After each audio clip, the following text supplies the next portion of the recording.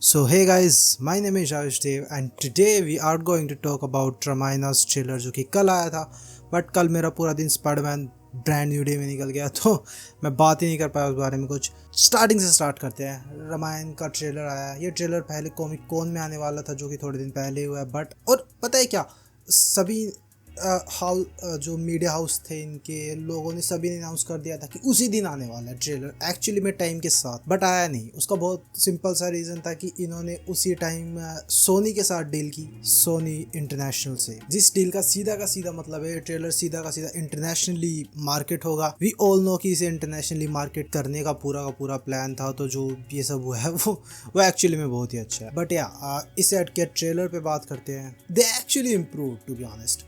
देखो पता है क्या, एक मूवी का सबसे ज़्यादा अच्छा पार्ट मुझे क्या लगता है आज के टाइम पे, अगर उसके क्रिएटर्स फीडबैक लेते हैं, ये किसी भी चीज़ में हो जाए। यही सेम चीज़ डीसी के लैंटर्न्स के साथ भी हुई है, क्योंकि उनमें भी अपनी कलर ग्रेडिंग और उन चीज़ों को शिफ्ट किया है just because of the people's reception about it. ये सोनिक के साथ भी हुआ था, उन्होंने पूरा सोनिक का डिज़ाइन चेंज किया था और यही सेम चीज़ इन्होंने रामायण के साथ भी की है। CGI पे जो तुम्हें असुर दिखते हैं ट्रेलर में, प्रैक्टिकली वो असुर पिछले टीजर में बहुत डिफरेंट दिखते थे, वो बहुत ही उनका वेस्टर्न लुक था, बट यहाँ पे उन्हें थोड़ा इंडियनाइज्ड किया गया है। ऐसे तुम उनको देखते हो ना तो तुम्हें लगता है कि यार ये अब इंडियन कल्चर के हिसाब से जो असुर होते हैं ना वैसे दिख रहे हैं रेदर देन वेस्टर्न दिखने के अलावा।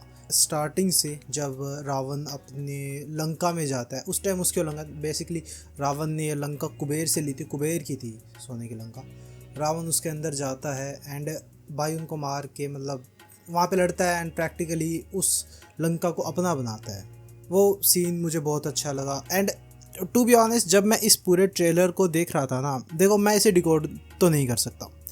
इट हैज़ लाइक हमें पता है बेसिक स्टोरी क्या होगी, अगर हम थोड़ा भी ध्यान से देखें तो हमें पता लग जाता है। For as being an Indian I don't think कि we have to like decode it so much. उसका बहुत सिंपल सा रीज़न है कि कितना भी घूम लो, कितना भी पढ़ लो, but there something new to it. तो मैं उस चीज़ में नहीं घुसने वाला, मुझे बेसिक स्टोरी पता है रामायण की और मैं उससे ही इस ट्रेलर को देखने वाला हूँ। ये ट्रेलर पैरेलल ड्रॉ करता है राम और रावण के करैक्टर में। जैसे कि स्टार्टिंग होती है रावण के करैक्टर से, हमें पूरी तरह दिखाया जाता है कि वो कैसे लंका में घुस रहा है और मतलब उस लंका को अपनी बना रहा है एंड देन उसका जो राज्य अभिषेक होता है जिसमें उसे पूरा का पूरा वो उसका आर्मर पहनाया जाता है and then he comes in front his असुर्स। वो अच्छा था and then we see the parallel of him Ram ji, जिसमें एक अच्छा पैरेलल ड्रॉ कर रहे हो। Ravan on the second hand जो चाहता है वो ले लेता है, ही इज पावरफुल, वो चाहता है वो ले लेता है उस चीज़ को। But on the second hand अगर आप राम जी के कैरेक्टर पे यहाँ पे जाओ तो देयर इज अ डिफरेंस कि वो उनसे ज़्यादा पावरफुल होने के बावजूद भी रावण से he just don't take it, he still obeys the people around him. Like वो अपने फादर को जैसे पूरा का पूरा ओबे करते हैं जब उनको वनवास के लिए कहते हैं। एंड भाई मैं मजाक नहीं कर रहा, इनके इमोशन वैल्यूज़ अच्छी जगह टिके हुए हैं।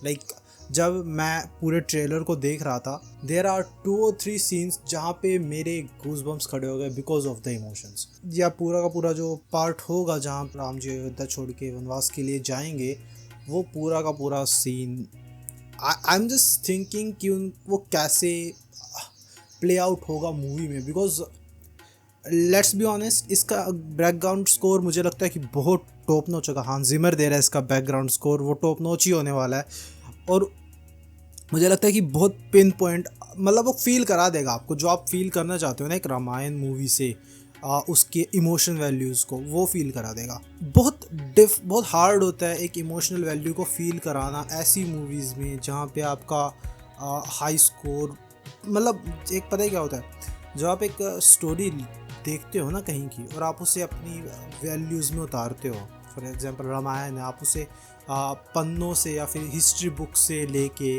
मूवी में उतार रहे हो, तो आपके पास चॉइसेस होती है कि आप किस सीन को कैसे दिखाना चाहते हो, कैसे प्रेजेंट करना चाहते हो, जिससे आप उसकी वैल्यू को बढ़ाओगे, उसके इमोशन को बढ़ाओगे, उसके वेट को बढ़ाओगे, जो इमोशन वो ऑडियंस के ऊपर छोड़ेगा।